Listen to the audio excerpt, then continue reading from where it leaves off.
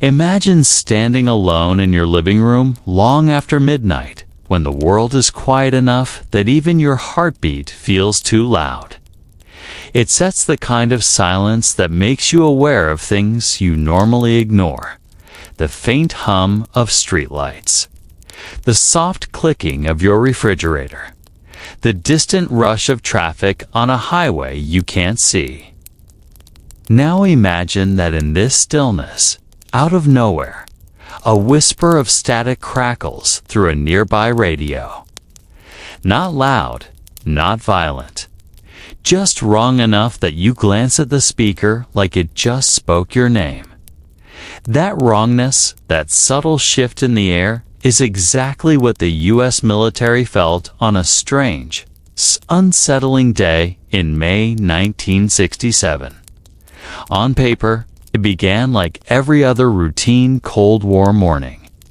Radar screens glowing in the dark, satellites humming overhead, early warning crews sipping burnt coffee while scanning the horizon for signs of a Soviet launch. But beneath all that calm technology, something ancient and furious was waking up on the surface of the sun.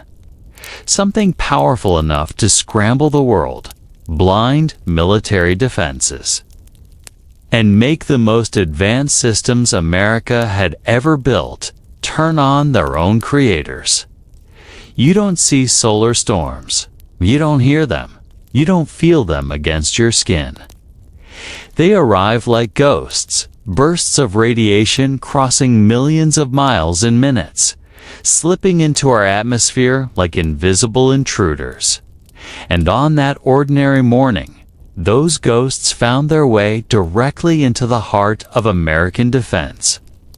It started quietly, almost peacefully. Radar operators noticed faint blips vanishing from their screens.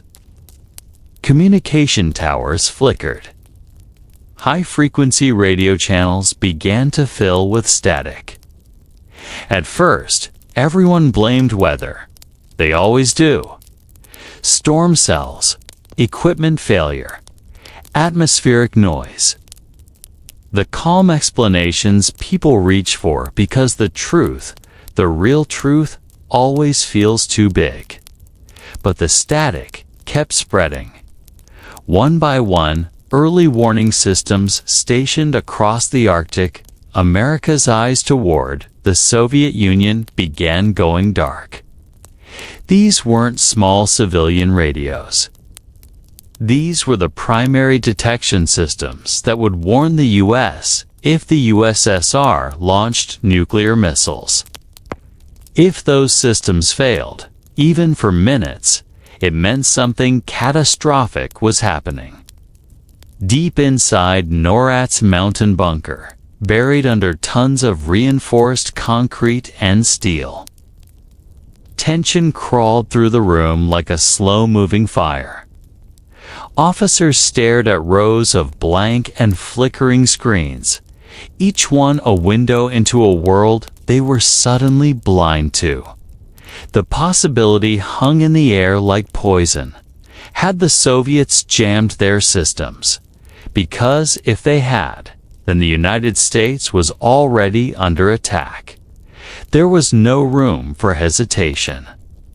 Cold War doctrine was merciless. If the Soviets were jamming America's radar, it meant they might be covering up a missile launch. The only correct response, the only survivable response, was immediate readiness to strike back. Fighters were prepped. Bombers were fueled.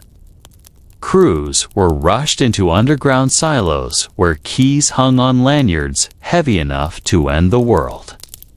High-ranking officials braced themselves for a decision no one ever wants to make: whether to retaliate.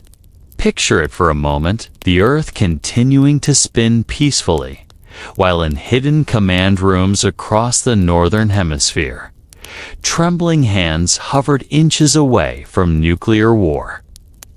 Not because of a political argument, not because of a misinterpreted message, but because the sun, a star 93 million miles away, had growled in its sleep. The storm that triggered it didn't look terrifying. Even the scientists who first saw the solar flare through telescopes described it as a bright flash, a sudden bloom of light across the sun's surface. Beautiful, shape-shifting, alive, but that flash hurled radiation outward like shrapnel. And the Earth happened to be standing in the line of fire. By the time the radiation reached U.S. military systems, it was strong enough to corrupt signals, distort frequencies, and mimic the exact pattern of hostile Soviet jamming. To the Pentagon, the evidence pointed only one way: someone was attacking them. But far from the bunkers, far from the launch codes and radar screens, there were a handful of scientists who had been watching the sun for days. They had no weapons, no authority, just data, intuition, and an uncomfortable feeling that something big was coming. When they saw the solar flare, they knew instantly what it meant. They contacted military officials with a simple warning: "This isn't Moscow. This is the sun." You can imagine the disbelief, the eyes narrowing, the tension refusing to break. How do you convince a room full of commanders preparing for nuclear war that their enemy is a star? But slowly, painfully, their words sunk in. The timing matched. The earlier light burst from the flare arrived exactly when the first systems went down. The radiation storm fit every model they'd been tracking. And most importantly, if the Soviets were truly attacking, other systems would have failed too.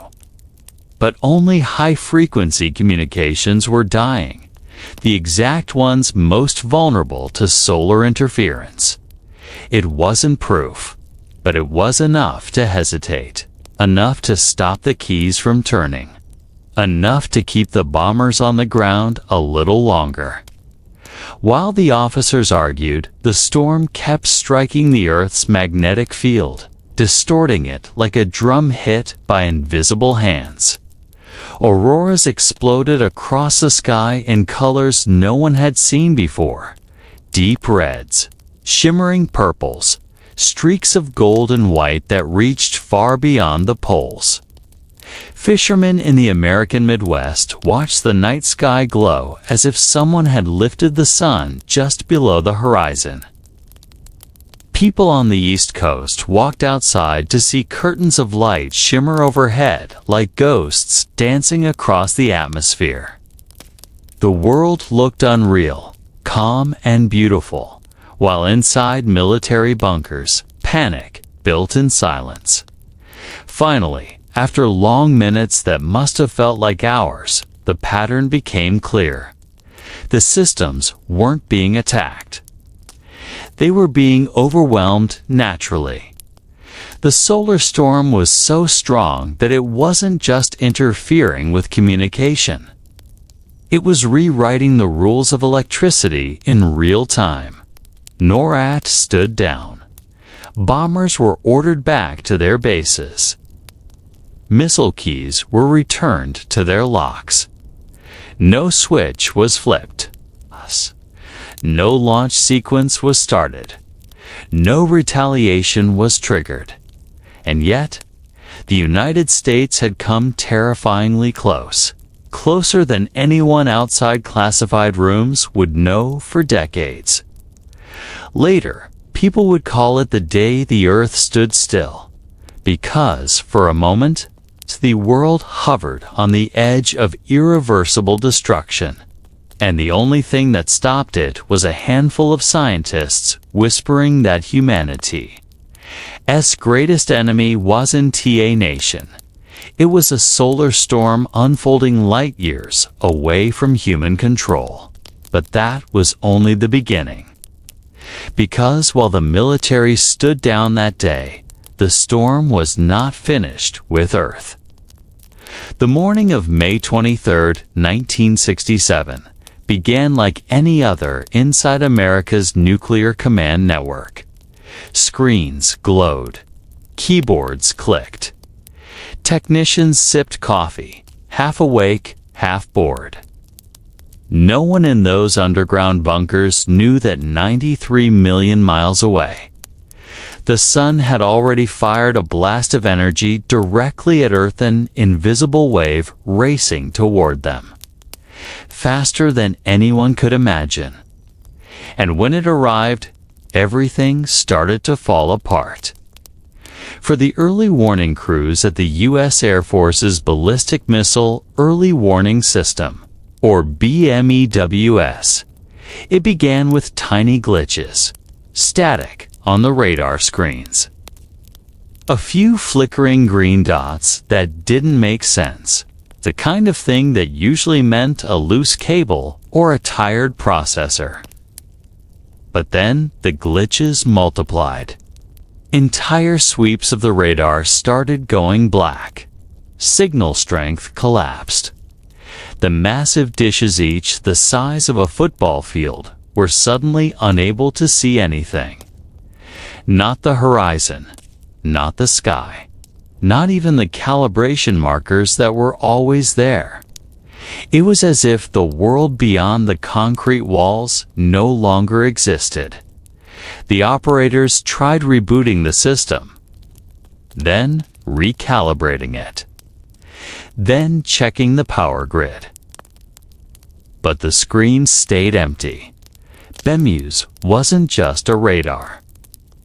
It was America's eyes, watching for Soviet missiles arching over the North Pole. And right now, those eyes were blind. In the Cold War playbook, losing radar during a period of global tension meant only one thing. Someone might be trying to disable the U.S. defenses before launching a nuclear strike. Inside the command center, the air thickened. Quiet tension replaced casual boredom. Technicians exchanged stiff looks. Supervisors leaned closer to their screens, whispering updates into headsets. Then came the call no one wanted to hear. "Sir, BMEWS is reporting a total outage. No signal return at all." The officer on duty went still. This wasn't a malfunction. This was a nightmare scenario. Across the network, messages were rushed up the chain of command. Protocols kicked in automatically. The room brightened as alert lights blinked to life. Phone lines lit up like a Christmas tree. Officers began preparing for the next step. Move U.S. nuclear forces to increased readiness. It didn't matter that the operators on the ground sensed something wasn't normal. Cold War systems weren't built on feelings. They were built on procedure. And procedure said, if the radars go dark, the country may be under attack. Within minutes, the order went out to scramble air crews. Inside Air Force bases scattered across North America, sirens wailed. Pilots sprinted across runways toward bombers loaded with nuclear gravity bombs aircraft designed to cross oceans, breach Soviet air defenses, and strike deep inside enemy territory. These weren't drills. Pilots could feel the difference. Urgency. The silence in the voices giving orders. Everyone knew this wasn't scheduled. This wasn't routine. America was inches away from stepping into the shadow of nuclear war. Meanwhile, far above the chaos, the actual source of the crisis was unfolding harmlessly in space. Charged particles from the solar flare were slamming into Earth's upper atmosphere. The ionosphere, normally a stable layer of electrically charged particles, was being shredded by radiation. Signals that usually bounced off it like radar were now being absorbed or scattered. To a radar system, the sky wasn't empty. It was dead, but the military didn't know that yet. In an office hundreds of miles away, a different team was studying the sun. Solar physicists at the Air Force's Solar Forecast Center had been monitoring a sunspot group that looked unusually large, unusually dark, and unusually active. They had seen the flare erupt hours earlier. They had warned that it might cause radio blackouts. But they didn't know the severity till their own instruments began to overload. Their solar telescopes detected something rare. A massive solar radio burst, so powerful it could mimic or overpower frequencies used by the military. In other words, they realized the sun itself could be jamming America's missile warning radars. And if the military didn't know that, they might assume the Soviets were doing it. A solar storm making the U.S. think WWII had begun. That was the scenario now unfolding.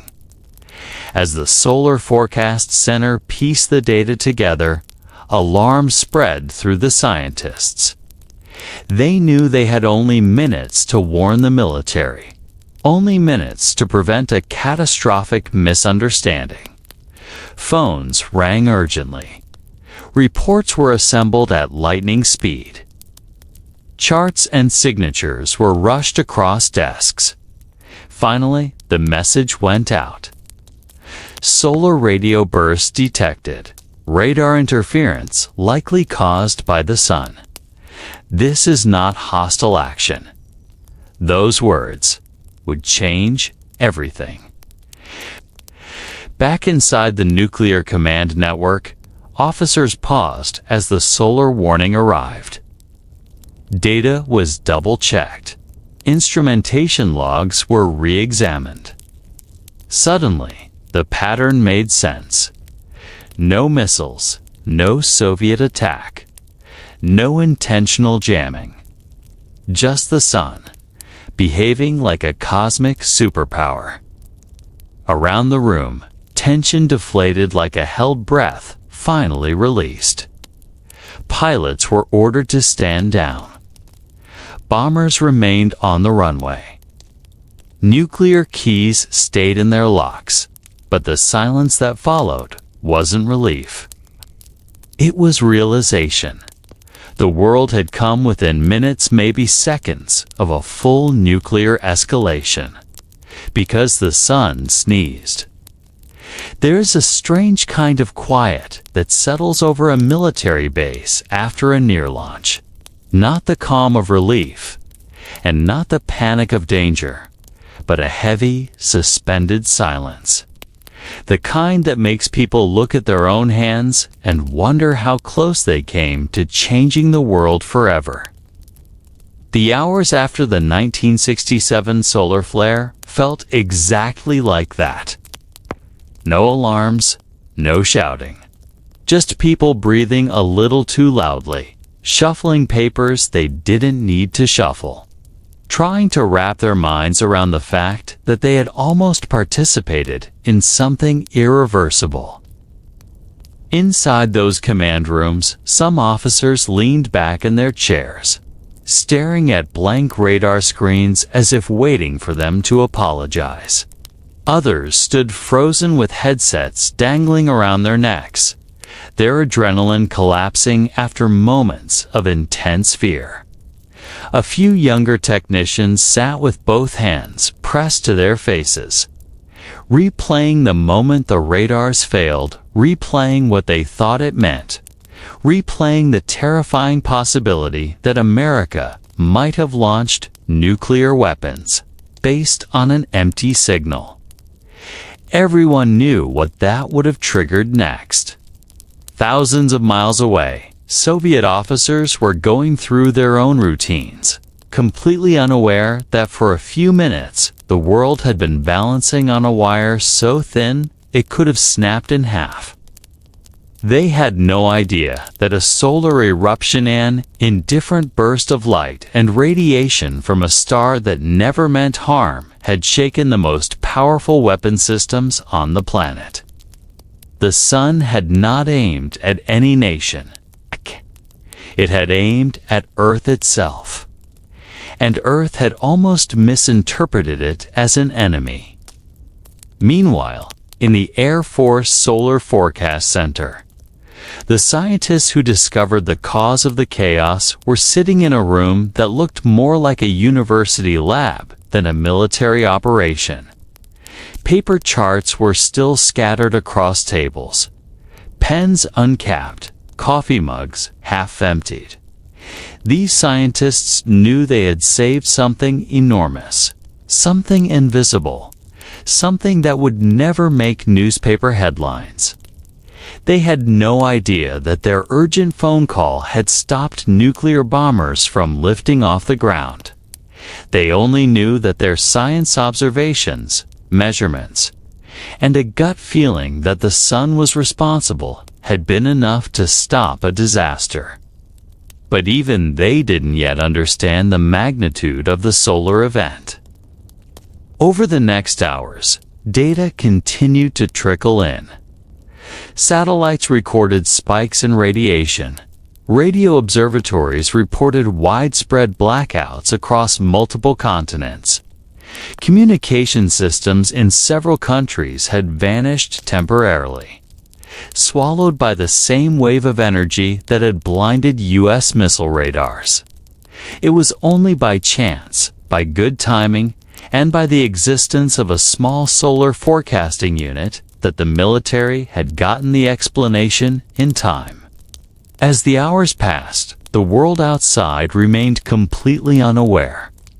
Children went to school. People drove to work. Radios crackled with static, but most listeners simply hit the side of the device and shrugged. No one knew that the planet had just survived a misunderstanding, one that could have turned cities into fire, continents into ash, and the sky into a permanent night. In the underground command facilities, conversations began to drift into whispered circles. Some officers worried aloud about the future. If a solar storm could blind radar once, what about next time? What if the sun, a star they never considered in their threat assessments, became a factor that could mimic enemy action again?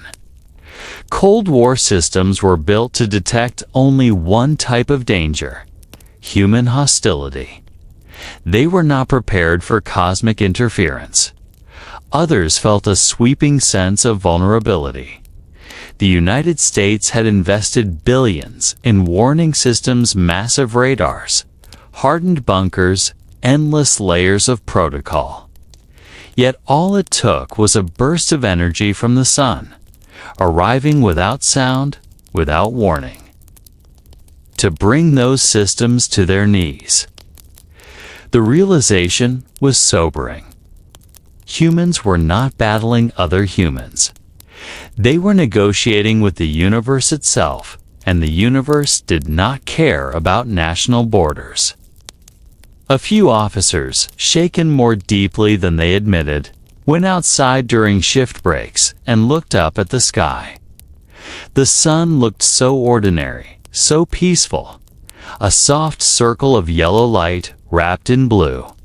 It gave warmth, light, life itself. They couldn't reconcile that gentle glow with the knowledge that the same object, under the right conditions, could nearly erase entire nations. For some, it changed the way they saw the sky forever. Through the afternoon and evening, as more scientific reports arrived, the military began stitching together a complete picture. The solar flare had been one of the strongest in decades. The radio burst it produced was so powerful that it briefly became the brightest object in the entire radio sky. Overwhelming equipment on Earth. The ionosphere, the thin, delicate layer that carried long-distance radio signals had been battered so hard that it temporarily collapsed in certain regions. Radars didn't malfunction. They simply had nothing to bounce their signals off anymore. And that meant one thing. The radars had done their job. They weren't broken. They weren't compromised. They were blind because nature itself had folded the sky in on them. It was both comforting and terrifying.